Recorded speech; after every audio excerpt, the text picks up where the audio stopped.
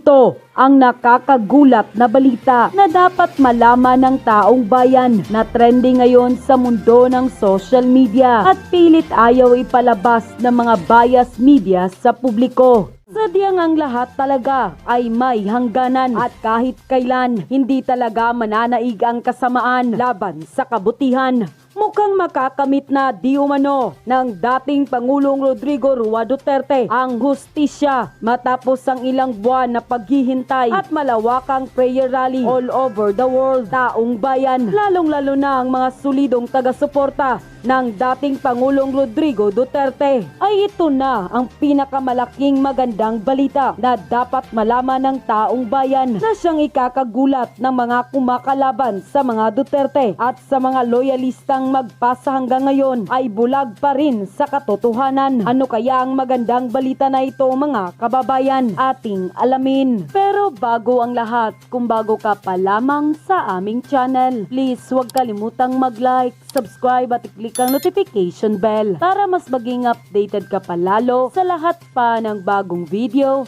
na i-upload namin. At ito na nga mga kababayan, ilang buwan na nga ang nakakalipas matapos dalhin ng dating Pangulo sa The Hague, Netherlands, na kung saan marami sa ating mga kababayan, lalong-lalo na ang mga DDS supporter, ang naghihintay ng magandang balita at kung ano na ang kalagayan ng dating Pangulong Duterte. Kaya naman, narito ang malaking magandang balita. Kampo ng Depensa, Philippine Government, walang tutol sa kondisyon ng ICC sa interim release ni dating Pangulong Rodrigo Duterte. Ipinagbigay alam ng defense team ni dating Pangulong Rodrigo Duterte sa International Criminal Court o ICC na wala silang pagtutol. Gayon din ang pamahalaan ng Pilipinas sa mga kondisyong inilatag ng nabanggit na korte kaugnay ng inihaing interim release sa dating Pangulo. Ayon raw sa ibinigay na dokumento sa Pre-Trial Chamber 1 sa ICC ng kampo ni dating Pangulong Rodrigo Duterte sa pangunguna ni Attorney Nicholas Kaufman noong Biyernes, September 26, 2025, makikitang sinabi nila maaring maging posible ang interim release niya dahil hindi umano tinutulan ng gobyerno ng Pilipinas. This agreement is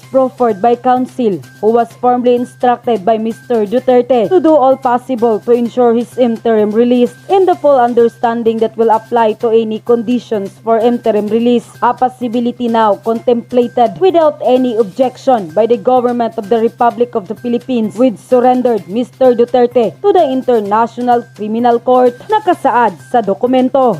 Unquote. At dahil sa balitang ito, marami sa ating mga kababayan, lalong-lalo na mga DDS supporter, ang labis na nagbunyi dahil isa ng araw ito sa mga sinyalis ng paglabas ng dating Pangulo ng Pilipinas sa ICC Detention Facility. Guys, kapapasok lang po na balita. Yan, Pangulong Duterte or former President Rodrigo Roa Duterte po ay makakalabas na. It's just a matter of time na. This is a good news for everyone. Please share nyo ito, okay? Mabuhay po tayong lahat sa lahat po nagmamahal sa Pangulong Rodrigo Roa Duterte. Tagalog po.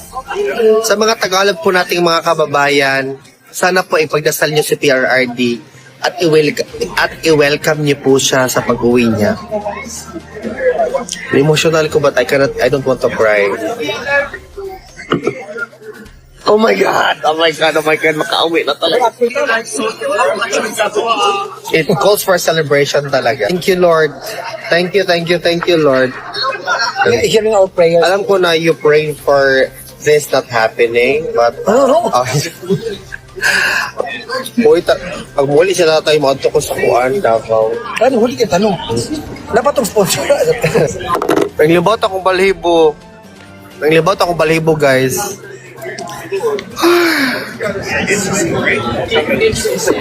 My God, kakagigil. Tagalog po. Sa mga Tagalog po nating mga kababayan, sana po ipagdasal niyo si PRRD at i-welcome niyo po siya sa pag-uwi niya. Emotional ko but I don't want to cry. I posted na guys, so you can repost. Binisaya. Update. The defense team did not object the statement of the prosecutor with respect to the interim release application ni Tatay Digong. All the more, ang gobyerno sa Pilipinas wala nag-object.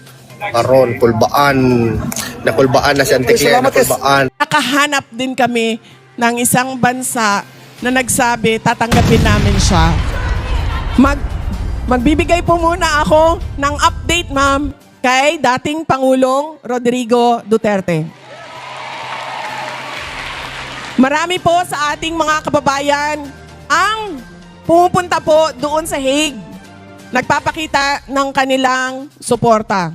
At madami tulad ninyo na gumagawa sa buong mundo, iba't ibang lugar, gumagawa ng mga programa para ipakita ang suporta kay dating Pangulong Rodrigo Duterte. Unahin ko po ang updates ng mga abogado. Dahil gusto po ni Attorney Nicholas Kaufman ay maintindihan ninyo kung ano po yung mga final niya nandoon sa loob ng korte ng ICC. Una po, ang final niya, pinakauna noon, ay ang pag-question sa jurisdiction. Simple lang po yun. Sabi nung kasama namin kagabi sa Tokyo, sabi niya, naging abogado na kami lahat, Inday Sara, kasi iniintindi namin kung anong nangyayari sa kaso ni dating Pangulong Rodrigo Duterte. Nagtanong po tayo sa jurisdiction. Sinabi po natin, nag-imbestiga kayo, 2 taon na ang lumipas nang nag-withdraw ang Pilipinas sa ICC. Ang nakalagay po sa inyong rules ay 1 taon lamang. Yan po yung sinasabi namin na kine-question natin ang jurisdiction. Saan yung kinukuha yung otoridad ninyo na mag-imbestiga? Kasi 2 taon na wala kayong ginawa. Tapos bigla na lang, meron na silang mga complainants, meron na silang mga witnesses. Ang susunod po na final ng abogado ni dating Pangulong Rodrigo Duterte ay yung interim release. Sa interim release po nakalagay sa Rome Statute ay ang isang akusado pwede mag-apply ng interim release bago ang trial.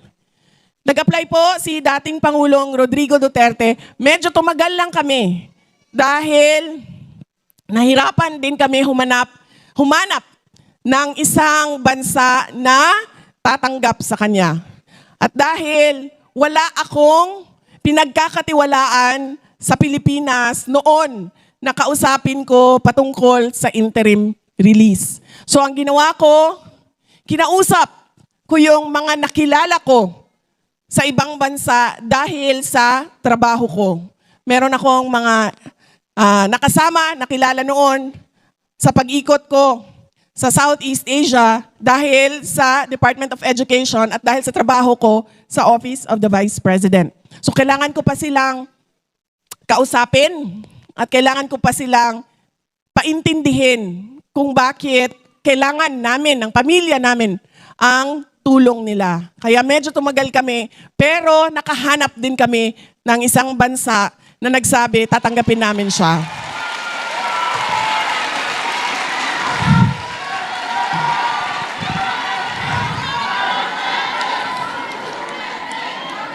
Nakalagay po sa batas ng ICC. Bakit hindi binibigay ang interim release sa isang akusado? Una, kapag siya ay posibleng magtatago. O mawawala na lang bigla. Si dating Pangulong Rodrigo Duterte po ay walang balak magtago. Kung maalala ninyo, nandoon na kami sa Hong Kong.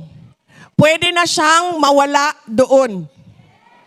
Pero ano ang sinabi niya nung gabi na nagmi-meeting doon, mga kasama niya, mga abogado niya, andun ako, andun ang kanyang girlfriend. Oo. Andun ang kanyang girlfriend. Nagsasabi ang kanyang girlfriend. Sabi ang girlfriend niya sa akin, sabi niya, Inday Sara, sabi niya, kumuha ka na ng private plane. Sabi niya, ilipad na natin siya, diretso Davao. Sabi ko sa kanya, alam mo ma'am, wala naman tayong problema dyan. Magnakaw tayo ng private plane, manghiram tayo, mangutang tayo ng private plane. Kung magagawa natin yan. Ang tanong, ano ba ang gusto gawin ni President Duterte? Sabi ko, kung ano yung gusto niyang gawin, yun ang gagawin natin. tinatanong ko siya, sabi ko, ano bang gusto mong gawin? Sabi niya, gusto ko umuwi. Gusto ko umuwi ng Pilipinas. Tapos sinasabi sa kanya, ng girlfriend niya, umuwi ka sa Davao. Huwag ka umuwi sa Manila. Ang sinasabi niya, ganun din yun. Kung uuwi ako sa Davao, hahabulin din ako doon sa Davao. Gawin natin na umuwi na lang sa Manila. May ticket na tayo, may schedule na tayo, umuwi sa Pilipinas. In fact, ang kanilang flight noong araw na yon ay alas 4 ng hapon. Ang ginawa nila, lumipat sila sa madaling araw na flight para maaga silang dumating sa Pilipinas. Kaya itong tao na ito na sinasabi nila na hindi na namin makikita kung bibigyan namin ng interim release, ay gusto lang umuwi ng Davao City. Wala itong balak magtago sa Africa, sa Antarctica, sa Alaska, kung saan man yan. Sa Japan.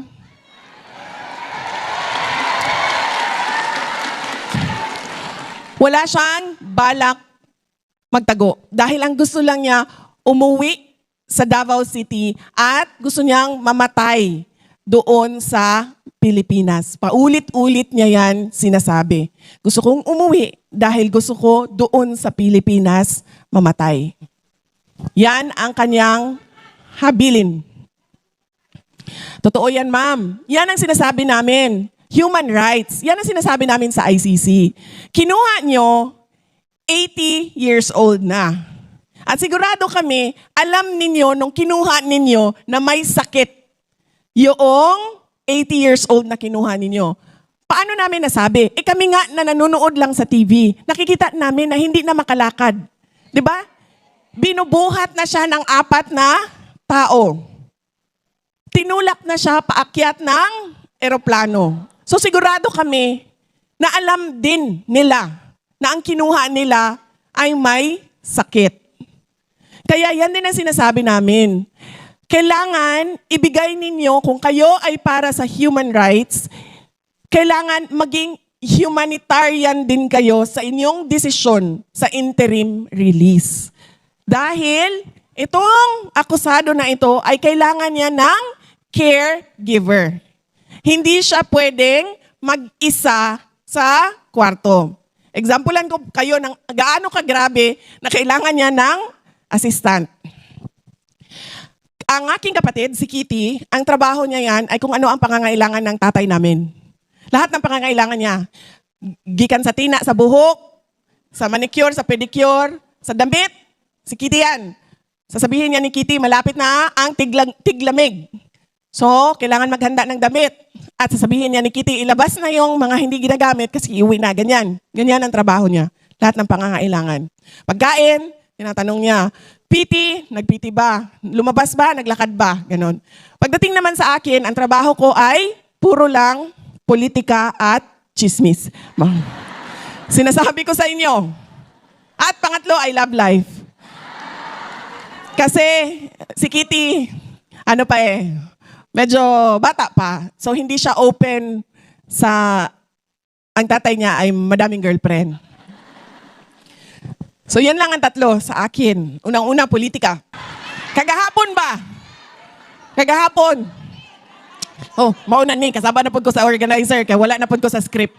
Kagahapon ba? Sultian na mapakiton ta mo sa ako ang kanang pangontra sa barang. Oh, ganun. Kagahapon, kamo ba? Ayaw mo pamikpik gahapon. A picture taking sa Tokyo. Asa na sino sample ko dito, be? Ma'am, ali ka ba?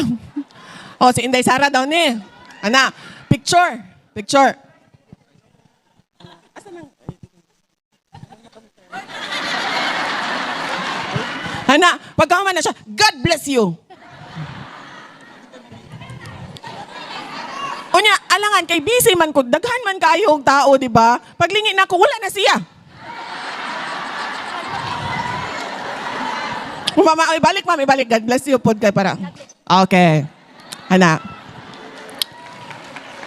Tayong ganina, anak ko sa kong kauban, anak ko, ilang ko kanang anaon. Magdala ko og ako ang, panaratan, ma'am.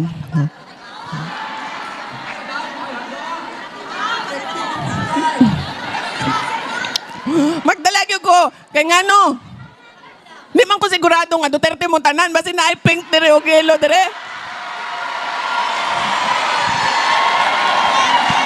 Sige, sige. Oh. Oh.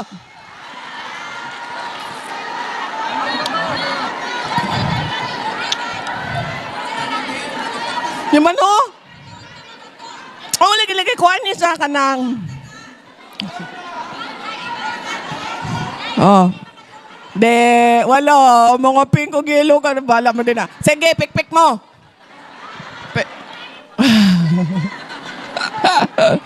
ang kuhaan na niya, ma'am, ang pangalan na niya, ano, Black Obsidian. Black Obsidian. Di. Ma'am. Ulagi, mabalos lagi yung tako. Nga paglingi nakuha naman siya. Alang nga na magukdo na ako. Uy, kamu ba? Ay mo, pamikpik makagaba ba yan na?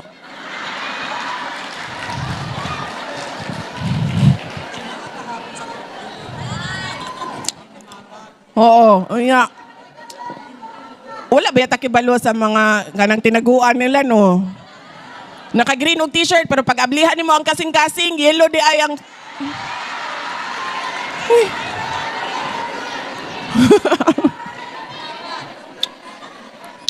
Kadjud lang, asan ako sa ko istorya ba?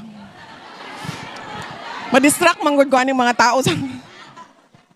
Oh, wala siyang plano maglayas. Ang gusto lang niya umuwi ng Pilipinas. Pero alam niya na hindi siya makakauwi ng Pilipinas. Nag-submit siya sa ICC. Siyempre, katungod man na karapatan ng akusado na sabihin ang lahat ng dapat niyang sabihin para sa kaso niya. So, magsasabi talaga yan. At lalo na si President Duterte, di ba, sinasabi niya kung ano yung nasa damdamin niya at nasa isip niya. Ang gusto niya umuwi ng Pilipinas. Pero naiintindihan niya yan, na kapag siya ay binigyan ng interim release, ay hindi siya makakauwi ng Pilipinas. Doon lang siya kung saan siya sinabi ng korte pumunta. Pangalawa, ang interim release hindi binibigay kapag ikaw ay posibleng mag-threaten ng mga complainants at witnesses. At nakita na natin sa ugali ni dating Pangulong Rodrigo Duterte na hindi niya tinithreaten o hinaharas o kung ano man ang ginagawa sa mga witnesses. Nakita natin yon nung nag-complain. Nung 2012, nagbukas ng investigation ang Commission on Human Rights led by Chairperson Leila De Lima. Hanggang ngayon, nandyan pa. Kaluoy sa Ginoo. Katoy pikpikan ninyo, uy. Ayaw ako. Kapoy kayo magkasakit. Hala, kadjut lang ha. Gipikpik ko niya gahapon, ma'am. Okay pa man ko gahapon. Di ba? Asa tong gikan Tokyo? Oh, okay pa ko gahapon, di ba, ma'am? Tanawa ko sipon karon. Pag mata na ako ganinang buntag, puno na og sipon ako ang along. Oh, may nangyari ba kay Leila? Wala. Diba? May dala-dala pa silang bungo, buto, kung ano-ano pa yung pinatawag pa lahat ng barangay captain ng Davao City. Tinanong lahat. Nag-imbestiga sila. May nangyari ba sa mga witnesses, sa mga complainant? Wala. 2017, nagreklamo si Senator Antonio Trillanes. Mau lagi na yung dapat pikpikon ninyo. Hila-hila niya yung mga witnesses niya. Maalala ninyo? Nagbukas sila ng Senate hearing. Pinaupo ang mga witnesses. Anong sinabi ni dating Pangulong Duterte? Sige, pabayaan niyo sila. Mag-imbestiga sila. Sige. Anong gusto nilang tanungin? Sige. Wala sa ugali niya o sa ginawa niya noon na makakapagsabi ang prosecution na gagawin niya yan ngayon. Hindi nga niya ginawa noon nung siya ay presidente. Ngayon pa ba? Nahirap na maglakad? Ang susunod ay posible ka pang mag-commit ng iba pang krimen o itutuloy mo ang mga krimen mo. Hindi natin nakita. Kasi sinasabi ng prosecution, mayor siya eh. Binoto siya ng mga tiga Davao City. So, posibleng siya ay itutuloy niya ang kanyang mga ginawang krimen. Pero nakita natin na hindi din nag-oath si dating Pangulong Rodrigo Duterte. Hindi din siya mayor ng Davao City. Kasi sinasabi niya, ayaw ko na ang mayor ng isang syudad ay nandito sa malayo at nakakulong. Dahil hindi makatarungan yon para sa mga tiga Davao City. So ano pa ba ang basihan ng ICC na hindi bigyan ng interim release? Wala na. Hindi yan tatakbo, hindi yan magtitreten ng witnesses, wala sa ugali niya yan, at hindi yan mag-commit ng iba pa kunong mga krimen. Dahil wala yan sa kanyang disposisyon, behavior, attitude noon, lalo na ngayon. Ang gusto na lang niya ngayon ay makita ang kanyang mga girlfriend. Nung isang beses, sinasabi ko sa inyo, tatlong bagay lang yan makakuan sa iyang dugo ba, makabuhi sa iyahang dugo. Politika, chismis, tsaka love life. Nung isang beses, sabi ko sa kanya, isang beses na tumawag siya, sabi ko sa kanya, sabihin mo nga sa akin kung ano yung mga pangalan ng mga girlfriend mo. Panigurado lang na nalista ko lahat. So sinabi niya, ito yung mga asawa ko, ito yung mga girlfriend ko. Sabi ko, kompleto na ba yung listahan na ito? Kasi para pag nag-away-away sila, alam ko kung sinong hindi kasali sa away at dapat kasali sa away.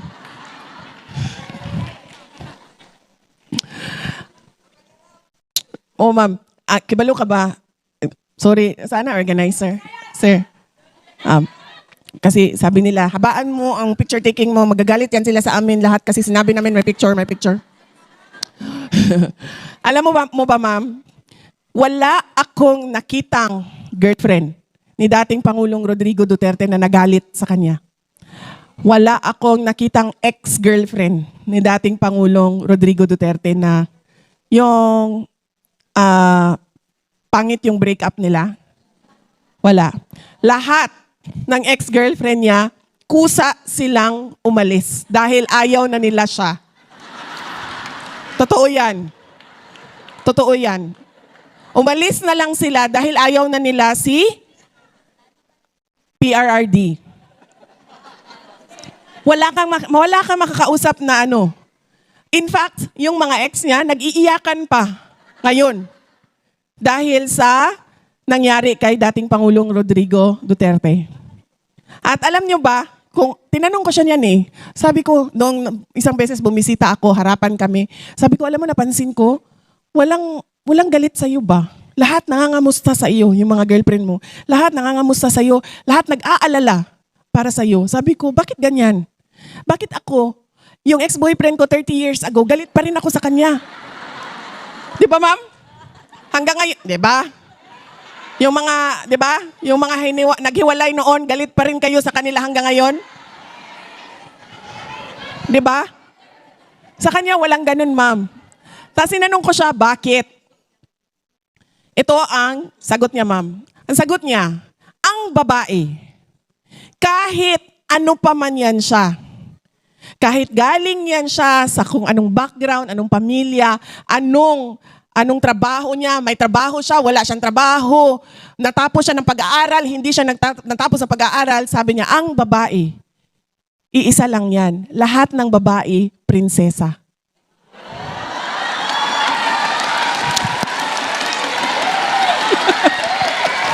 Diba? Paki-translate sa mga asawa ninyong Hapon. Totoo, ma'am. Yan ang sinabi niya. Yan ang sikreto niya. Sabi niya, sa akin, wala yan. Natapos siya ng grade 3, grade 4, tapos ako abogado, wala yan. Sabi niya, may trabaho siya? Wala siyang trabaho? Wala yan. Sabi niya, basta lahat yan sila, prinsesa. So lahat yan sila, para sa kanya, ay pinagsisilbihan.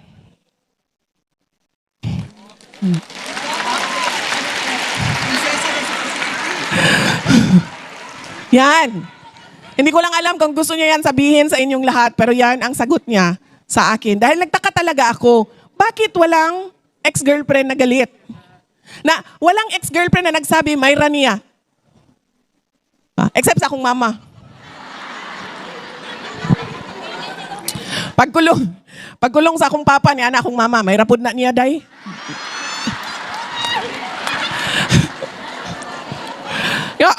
Kita mo sa akong mama, di ba, hantod karon nasuko gihapon, kadugay na antong panahon na to. Daghana kayo ang nilabay nga kuan, akong mama. Suko gihapon. Pero masabtan nato, kay dili man siya ex-girlfriend, asawa man siya. Diba? Ha? Oo, ganyan.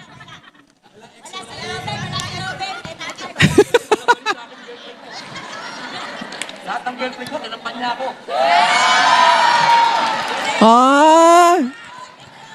Alam mo, ma'am, bakit inuwanan ni Sharon Cuneta si Robin Padilla?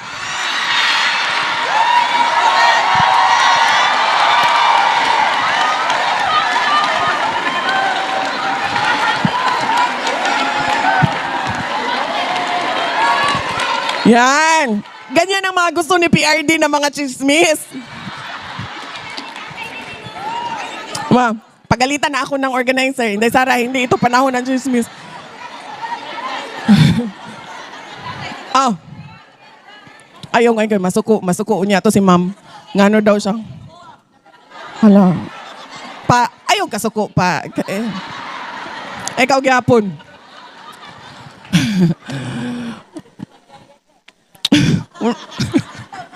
Madistract man ko sa inyo, ha, ma'am. So, ma'am, sa tinuod lang. Basta Pilipina, gwapa yun na. Diba? Sabi ni Senator Robin Padilla, gwapa na, mabango pa.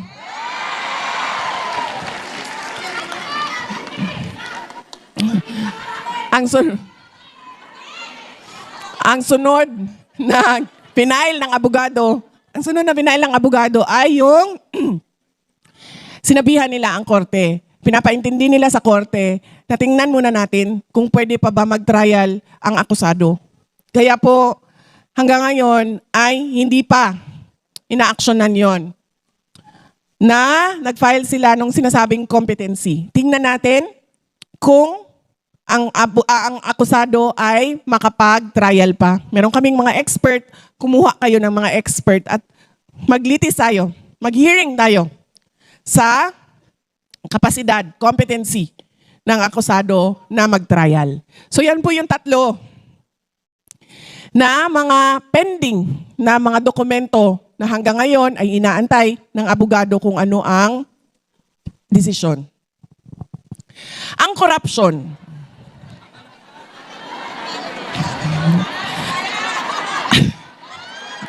Ako na lang yung kung anon, B. Dari ka.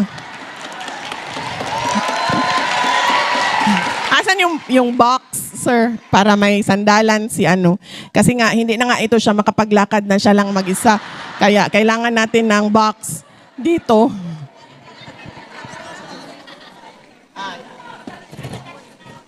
Ayan. Paano, pahiga. Yan. Oo. Yan. Nga. Nahirapan na nga yan siya maglakad, kaya kailangan ng tulong.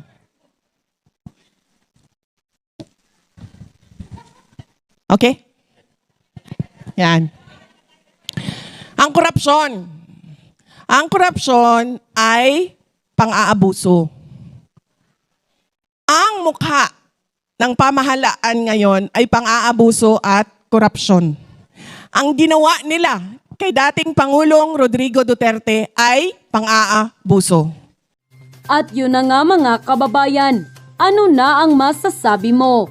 Kung mayroon kayong hinaingat komento patungkol sa balitang ito, please comment down below. Pag-uusapan natin yan sa comment section. At kung nagustuhan nyo ang video, ay huwag kalimutang mag-like at i-share na din para mas marami pang makaalam at umabot ito sa marami sa ating mga kababayan. Maraming salamat po!